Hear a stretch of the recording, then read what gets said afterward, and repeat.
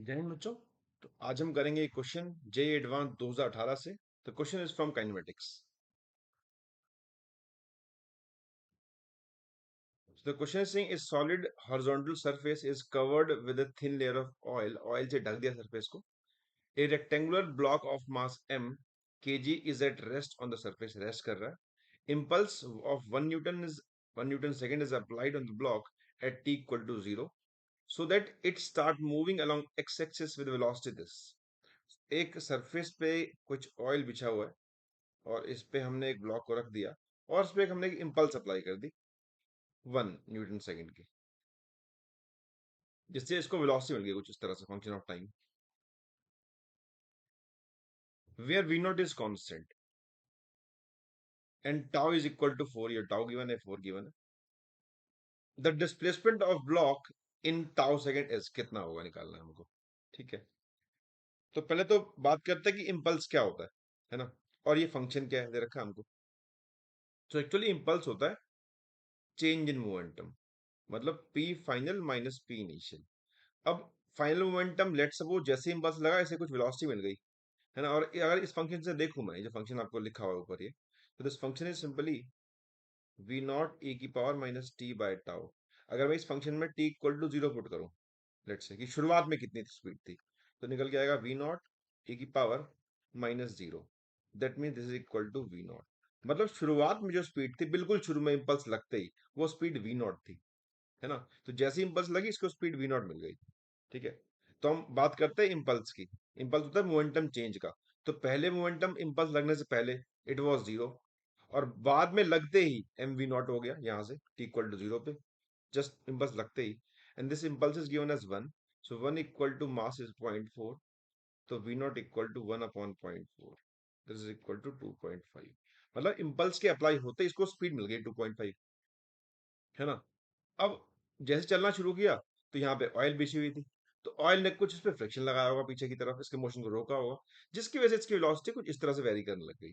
हमें मतलब नहीं है कि फोर्स कितनी लगाई उस ऑयल ने या फिर क्या हुआ, हमें इतना पता है कि इसकी वेलोसिटी कुछ इस तरह से वेरी करने लग गई due to some friction of the oil. ठीक है, तो हमको निकालना डिस्प्लेसमेंट है। तो हम एक काम करते हैं, हमें पता है कि वेलोसिटी होती है D X by D T होती है। So this is equal to V naught e की power minus T by tau, because मुझे dx निकालना है, डिस्प्लेसमेंट निकालना है। सो वी नॉट e की power minus T by tau into dt। Now let's integrate both side. अब हमको ये तो बताइए कि e की पावर x का जो इंटीग्रेशन है वो 1 होता है, e की पावर x होता है। तो अगर कोई कभी कोफिशिएंट होता है जैसे कि e की पावर x है, तो उसका इंटीग्रेशन e की पावर x होता है। लेकिन अगर कभी e की पावर ax है, तो इसका इंटीग्रेशन होता है e की पावर ax अपॉन a, वो डिवाइड में आता है कोफिशिएंट, है ना। तो यहाँ जो कोफिशिएंट है इसका वो 1/टाउ है, तो अगर मैं इसको इंटीग्रेट करूंगा तो this is equal to minus T by tau upon minus 1/टाउ। इसको आप प्रूव भी कर सकते हैं बाय लेटिंग दिस टी, मतलब सब्स्टिट्यूशन मेथड से कर सकते हैं प्रूव इसको। तो सिंपल इसको याद कर सकते हैं, जो भी कोफिशिएंट होगा यहाँ पे इसका, यहाँ पे फंक्शन है e की पावर माइनस टी, तो कोफिशिएंट या 1/टाउ है तो वो डिवाइड में आ जाएगा। नाउ लेट्स पुट लिमिट 0 से लेकर कुछ टाउ तक, and this will give you x, so this is equal to minus v naught tau।